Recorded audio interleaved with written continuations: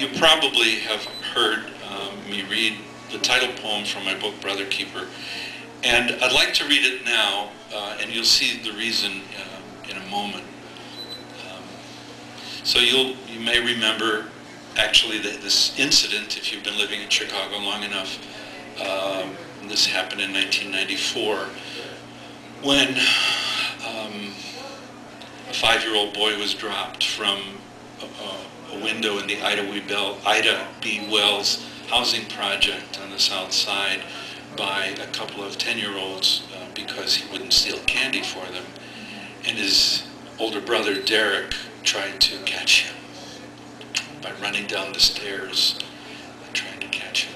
And, well, the poem tells the story. Brother Keeper. The epigraph is from 2 young boys who lived in the neighborhood, Lloyd Newman, 10th grade, and Lee Allen Jones, 11th grade. And they said, "It's lots and lots of people that's been killed. Just part of day-to-day life here in the Ida B. Wells project. Looks like a 14-story cemetery." On Thursday, October 13, 1994, Eric Morse, age 5, was dropped to his death. Derek Morse, his 8-year-old brother, tried to save him. Chicago boys I never knew who will not let go. It's like that. In my dreams, I do not see him fall, a movie doll dropped for our sadistic thrill, and I refuse even to think of screams.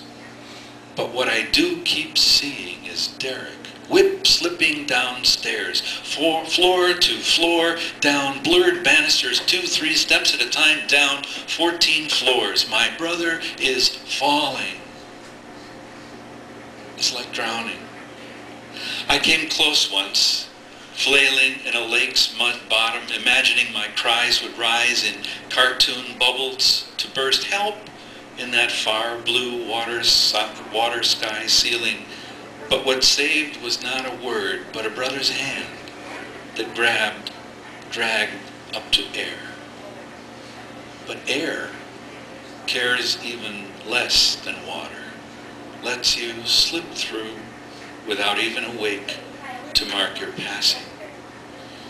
And because Eric will not steal candy for the 10-year-olds, they dangle him from a 14th floor window, and Derek grabs and gets him until one of them bites his hand and he has to let go. So he races for the stairs. I can catch him. I can catch him. I can catch him. I can be there before he hits the ground.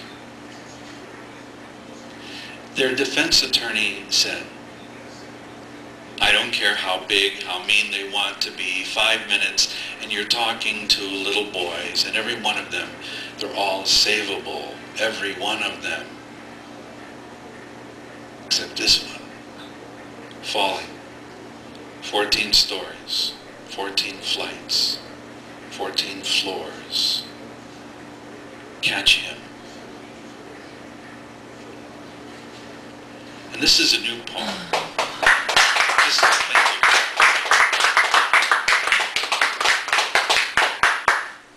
I'm calling this Brother Keeper 2.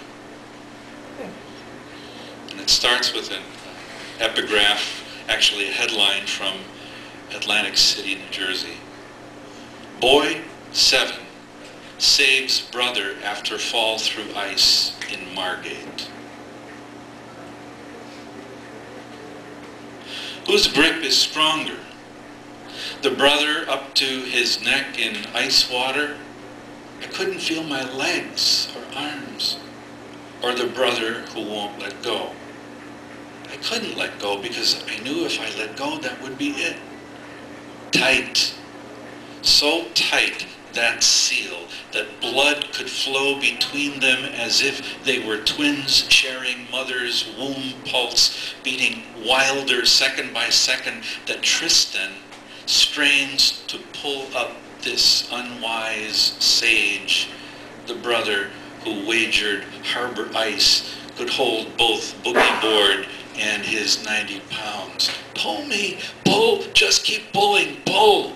So Tristan pulls and holds and pulls and holds. I thought he wasn't going to survive. Their shouts rouse typically phlegmatic Kano on the lagoon's far shore into barking. This stirs her mistress to spot a red hat on the ice across the water. It moves. Are you okay? Are you okay? Voice soprano, tremolo, no! And still Tristan pulls and holds, pulls and holds. Growing up downwind of Atlantic City, the gamble gets in your blood, or maybe just being 7 and 10 is enough to convince you the ice will always be thick enough. I was like, I want to know the ending of this. The cop thinks Tristan's playing with a stick, but the stick is Sage's arm. My little brother just grabbed me and held on. I was like terrified. If he let go, I would have fell in, and he didn't want that to happen. He just wouldn't let go. His mother says, Tristan is the sort of little boy who has a lot of common sense, a strong little fellow, very calm about it. She says he had some tears, but they were calm. He feels he shouldn't have to go to school tomorrow. Yeah.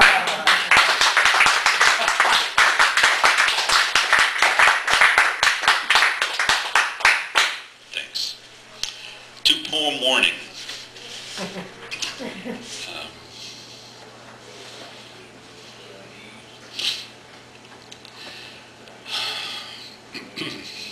Some of you know about my other job. I'm a priest, and this takes that into consideration. It's called confessional. Ever wonder what it's like on the priest side of the screen in that small, dark closet? Guys imagine it's like dirty secrets in a bar. It isn't. It's sliding open the door to a swell of sorrow. So sorry. The very first one I heard was a kid, 12 or 13, I'm guessing, and I was maybe 26. What did he confess? You forget immediately. What you remember is not a hushed lust or a lie, but the raw wound of a voice inches away. This is what I've done, or sometimes haven't done, and waiting, and silence. I remember the urge to embrace him, to let him cry, to tell him he is blindingly beautiful, but what priest or pope has the right words? What you do 70 times, 7 times is listen, is judge not, is utter the shattering, I absolve, and hope your own lousy breath can lighten the unbearable weight of love. You gulp the rush of cool air as one leaves and another enters, bearing the mirror of your own fracture. It's something like that.